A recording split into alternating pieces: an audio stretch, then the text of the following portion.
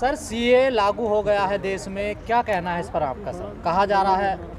देखिए, इस देश में जो प्रचलन चला जा रहा है मोदी जी द्वारा, अमित शाह साहब द्वारा और आरएसएस के द्वारा के धोखाधड़ी का एक माहौल बना दिया है। जिस समुदाय का नुकसान करना होता है उसको छल कपट करके ये बताया जाता है कि हम तुम्हारा फ़ायदा कर रहे हैं। मैं हमारे बंगाल के जो शेड्यूल कास्ट कम्युनिटी के लोग हैं उनके लिए एक कानूनी सलाह देना चाहता हूं कि इस छल कपट धोखे में मत आएँ। जैसे ब्लैक मनी हटाने के लिए नोटबंदी हुई थी ना, और सबके घरों से नोट निकाल के अडानी जी और अंबानी जी को दे दिए गए थे, तो और बोला ये गया था कि गरीबों के लिए नोटबंदी की जा रही है।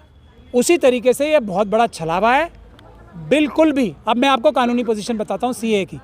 दलितों को क्या खतरा है? सबसे बड़ा खतरा शेड्यूल ट्राइब को है, उसके बाद शेड्यूल कास्ट को है, उसके बाद दूसरी माइनॉरिटीज़ को है, और उसके बाद ओबीसी को है। मैं वही बता रहा हूँ आपको। देखिए, सीए का कानून क्या कहता है। सीए का कानून ये कहता है कि कोई भी व्यक्ति, आम जो कानून है देश का हमारे ये है कि दुनिया का कोई भी व्यक्ति नागरिकता के लिए अप्लाई कर सकता है और नागरिकता उसे दी जाएगी उसके गुण दोष देखकर। और उसमें एक वजह यह भी हो सकती है कि उसको किसी भी वजह से अपने देश में प्रताड़ना हो रही है, धार्मिक वजह से या किसी भी अन्य वजह से, तो नागरिकता लेना सबके लिए अलाउड है, खुला है। सेक्शन 6 सिटीजनशिप एक्ट ऑफ 1955, ठीक है, उसमें 2004 में एक प्रावधान डाला गया था कि ये प्रावधान जो है किसी के लिए भी जो खुला है, वो इलीगल इमिग्रेंट्स के लिए, जो गैर कानूनी रूप से जो घुसपैठिए आ गए हैं देश के अंदर, उनके लिए ये एप्लीकेबल नहीं होगा। तो लेकिन ये 2004 में हुआ है। जो बंगाल के हमारे शेड्यूल कास्ट कम्युनिटी के भाई बहन हैं वो, और जो आसाम में, मैं आपको ये भी याद दिला दूं कि पिछली बार जब सीए लागू हुआ था या कानून आया था, इसका सबसे पहला विरोध कहाँ हुआ था? नॉर्थ ईस्ट में, आसाम में ट्राइबल लोगों ने किया था। मुस्लिम कम्युनिटी ने उसके बाद किया था, उसके बाद शेड्यूल कास्ट, शेड्यूल ट्राइब और ओबीसी के लोगों ने पूरे देश में किया था। तो सबसे ज़्यादा नुकसान किसका होने वाला है? ट्राइबल्स का। अब जैसे प्रैक्टिकल सिचुएशन में आ जाते हैं, कोई भी आसाम, ये बंगाल का हमारा भाई बहन जो शेड्यूल कास्ट कम्युनिटी का है, जो बांग्लादेश से आया हुआ है, वो ये कहेगा, आज उसके पास क्या है? वोटिंग राइट्स हैं, उसके पास वोट देने का अधिकार है, उसके पास आधार कार्ड है, उसके पास राशन कार्ड है, उसके पास प्रॉपर्टी है, उसके पास भारत में पढ़े हुए जो उसके बच्चे हुए हैं, उसका सब एजुकेशन सर्टिफिकेट सब कुछ है। उससे पहले भी एक कानून है, 1989 से पहले कोई भी व्यक्ति भारत के अंदर पैदा हुआ, तो 89 से पहले पैदा हुए हुए सभी लोग तो भारतीय नागरिक ऑटोमेटिक हो गए। ये कानून है, सेक्शन 3 सिटीजनशिप एक्ट 1955 सेक्शन 3। तो अब जो व्यक्ति भी इस धोखे में आके अमित शाह जी के और मोदी जी के अप्लाई करने जाएगा, वो क्या बोलेगा पहले? कि मैं, ये सीए का कानून लागू होता है इलीगल इमिग्रेंट्स पे, यानी कि गैर कानूनी घुसपैठियों पे।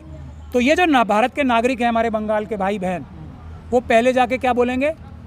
कि मैं एक गैर कानूनी घुसपैठिया हूँ, जो कि वो नहीं है, वो भारत के नागरिक हैं, अभी वोट दे सकते हैं।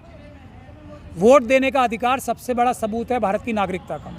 तो वो खुद अपने मुंह से जाके बताएंगे कि मैं भारत का नागरिक नहीं हूँ, मैं एक गैर कानूनी घुसपैठिया हूँ।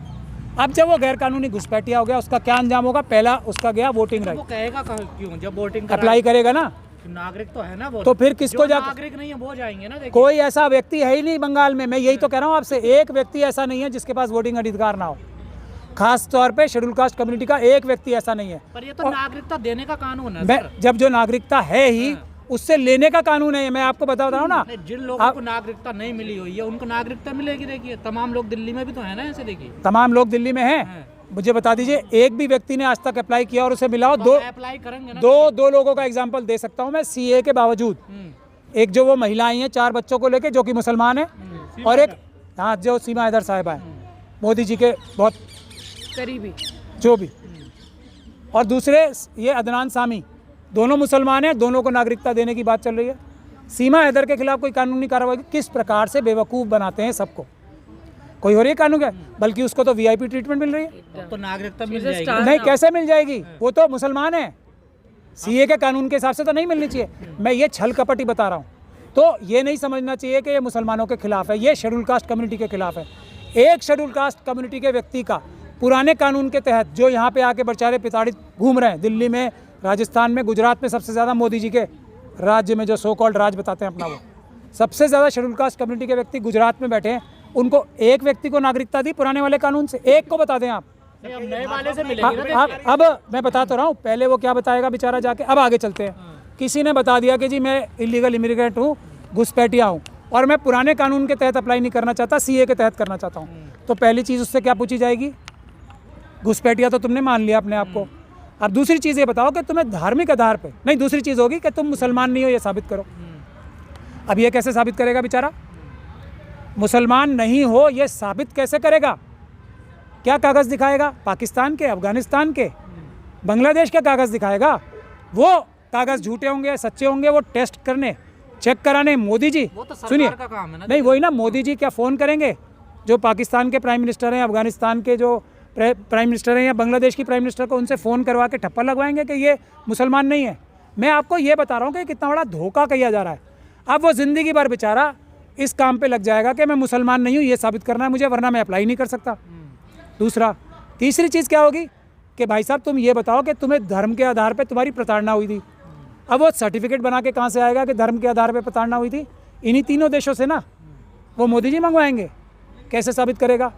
तो अब तीन चीज़ें हो गई, उसको लात मार के सिटीजनशिप की एप्लीकेशन रिजेक्ट करने की। चौथी चीज़ आ जाइए, मोदी जी ने पाकिस्तान की ISI और दूसरी एजेंसी से मिलकर ये तय किया है, ये अंडरस्टैंडिंग हुई उन्हें कि मेरे राज में जब 2014 के बाद मोदी जी का राज आया है, उसके बाद शेड्यूल कास्ट कम्युनिटी के साथ आप प्रताड़नाएँ खूब करो, हिंदुओं के साथ, क्रिश्चियंस के साथ, बुद्धिस्ट के साथ, सिखों के साथ खूब प्रताड़ना करो। मैं एक भी आदमी को अंदर नहीं घुसने दूंगा और मैं एक भी आदमी को नागरिकता नहीं दूंगा। तो 2014 के बाद जिसके साथ प्रताड़ना हो रही है, वो बेचारा अगर घुस आया ना किस तरीके से जान हथेली पे लेके, तो उसको नागरिकता मिलेगी नहीं।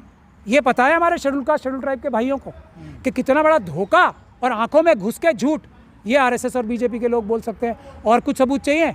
और मुसलमानों का अब आप आखिरी से मुसलमान क्यों कर रहे हैं जब दिक्कत इन लोगों को? तो क्या मुसलमान अपने शेड्यूल कास्ट भाइयों के लिए, शेड्यूल ट्राइब भाइयों के लिए दर्द नहीं रखते अपने दिल में? आप क्या बात कर रहे हो? मुसलमान सच्चा बिल्कुल होता है। आपको ये आपका विचार हो सकता है। मैं भी एक मुसलमान हूँ और मेरे साथ फॉर्चुनेटली अनफॉर्चुनेटली एक ऋतु जी खड़ी हैं। क्या मेरे दिल में दर्द नहीं था? ये तो कोई मैंने इतना बड़ा आंदोलन जैसे CNRC का हुआ पिछले दिनों, हाँ, इतना बड़ा आंदोलन फिर इन्हें करना चाहिए ना SC ST वालों को। नहीं, हम लोग देखिए शेड्यूल कास्ट कम्युनिटी के सारे लोगों ने, सबसे पहला आंदोलन हुआ था आसाम में, तो मुसलमान इतने निर्दयी और नाकृष्ट होंगे कि अपने जो भाई बहन हैं SC ST और OBC के, सिख क्रिश्चियन बौद्ध, उनके साथ ही अत्याचार हो रहा है और अपने घर में बैठे रहेंगे चुप होके। मैं ऐसे मुसलमानों को बिल्कुल पसंद नहीं करूँगा। लेकिन अपने से पहले, और मैं आपको उसका एग्जाम्पल भी दे रहा हूँ, आसाम में ये एक्सरसाइज हुई है ना सबके सामने, NRC की भी और CAA की भी, सुप्रीम कोर्ट की निगरानी में हुई, हज़ारों करोड़ रुपए खर्च हुए, और सर्बानंद सोनोवाल जी अब रो रहे होंगे आज, उनसे जाके पूछिए क्या हो गया, CA लागू हो गई। उन्होंने तो इसी के खिलाफ तो CM बनने के सारा षड्यंत्र रचा था। तो वहाँ क्या हुआ आसाम में जब NRC की एक्सरसाइज हो गई, तब क्या रिजल्ट आया? 75% से ज़्यादा नॉन मुस्लिम, जो मुसलमान नहीं थे, उनके नाम गायब थे, और 25% से कम मुसलमानों के नाम गायब नहीं थे, गायब हुए। तो ये होने जा रहा है। तो मुसलमान भाइयों का फ़र्ज़ है कि अपने शेड्यूल कास्ट, शेड्यूल ट्राइब और दूसरे धर्म के भाइयों बहनों के लिए बिल्कुल संघर्ष करें, और उनको सबसे कम खतरा है ये सोच के वो पीछे ना रहें। मेरा ये उनसे निवेदन है। लेकिन खतरा ज़्यादा शेड्यूल कास्ट, शेड्यूल ट्राइब के भाइयों को है। कोई भी हमारा शेड्यूल कास्ट, शेड्यूल ट्राइब का भाई अगर नागरिकता चाहता है तो वो हमारे ऑफिस में आए, मैं उन्हें पुराने कानून से नागरिकता दिलवाऊंगा। मैं उन्हें पुराने कानून से नागरिकता दिलवाऊंगा। ये CA के कानून में अप्लाई मत कर दें, बहुत बड़ा धोखा है। उनकी नागरिकता मिलने की उम्मीद जो ये अभी 11 साल से कम करके 6 साल बता रहे हैं ना, धोखा ज़िंदगी भर के लिए ख़त्म हो जाएगी। मैंने आपको अभी एग्जाम्पल देके बता दिया है। बिल्कुल चिंता करने की बात नहीं है। कोई भी शेड्यूल कास्ट, शेड्यूल ट्राइब का भाई या बहन भारत में नागरिकता चाहता है तो वो मेरे ऑफिस आ जाए, हम उसे फ्री ऑफ कॉस्ट नागरिकता दिलवाएंगे। जो सरकार दिलवा रही है, सरकार में अप्लाई मत करना। अगर कर दिया तो फिर मैं भी नहीं दिलवा पाऊंगा, वो फिर इतना बड़ा धोखा हो जाएगा, फिर हमारे लिए भी बहुत मुश्किल। सरकार क्यों धोखा करेगी इन लोगों? क्योंकि धोखे वाली सरकार है ना। 56 इंच की छाती धोखा, 2 करोड़ नौकरियां हर साल धोखा, बुलेट ट्रेन धोखा, और क्या ये हर घर 15 लाख धोखा, हर धोखा ही धोखा तो है। जो लोग अप्लाई कर रहे हैं अब वो सब मर जाएंगे। एक भी व्यक्ति ने अप्लाई कर दिया वो मर गया, उसकी मदद फिर मैं भी नहीं कर पाऊंगा अपना पूरा दिमाग लगा के। अप्लाई मत करो, मैं दिलवाऊंगा। तो नहीं रहे हिंदुओं को, मैं भड़का रहा हूँ, मैं कह रहा हूँ मैं दिलवाऊंगा नागरिकता। जब सरकार करे हम दिलवाएंगे। सरकार पे भरोसा करके तो मैंने आपको अभी प्रोसीजर बता दिया ना। जैसे ही आपने ये माना कि मैं इलीगल फॉरेनर अपराधी इमिग्रेंट हूँ, तो आपको मिलेगा नहीं। पहले आपको अपना ये बताना पड़ेगा कि मुसलमान कैसे नहीं हूँ, उसके कोई कागज़ नहीं होंगे आपके पास। उसका हिंदू होना जरूरी है ना। कैसे साबित करेगा जरूरी है। वो बेचारा? कैसे साबित करेगा? सिख होना जरूरी है। कैसे साबित करेगा यहाँ भारत के कानून में कि मैं सिख हूँ, मैं क्रिश्चियन हूँ, मैं बौद्ध हूँ? कैसे साबित करेगा? सरकार को सब पता है ना सर, कौन क्या। अच्छा, सरकार को सब पता है तो वो कहेगी हमें पता है, तुम तो मुसलमान हो, भागो। ऐसे क्यों कहेगी सरकार? सरकार की मंशा यही है। अच्छा, सरकार ने आज तक SC/ST एक्ट को लागू क्यों नहीं करवाया? मंशा नहीं है ना। SC/ST सब प्लान क्यों नहीं लागू कराया? ये डॉक्टर रितु साहिबा खड़ी हैं, इनकी नौकरी कैसे ले ली? ये तो सारी अपनी एग्ज़ाम पास करके इंटरव्यू दे के टॉप यूनिवर्सिटी में, टॉप कॉलेज में टॉप प्रोफेसर बनी थी। तो कैसे लिया? जिसके लिए RSS ने साजिश करके नागपुर में झूठे 35 बच्चे क्रिएट किए, उनके नकली साइन कराए और निकाला इनको। उनको नागरिकता देंगे। इनको अगर इनका बस चले तो रितु की तो नागरिकता भी छीन लें। और इससे बड़ा एग्जाम्पल हो सकता है, प्रिंसिपल से ज़्यादा होशियार, उससे ज़्यादा समझदार। फिर आप ये पूछ रहे हो कि सरकार क्यों करेगी?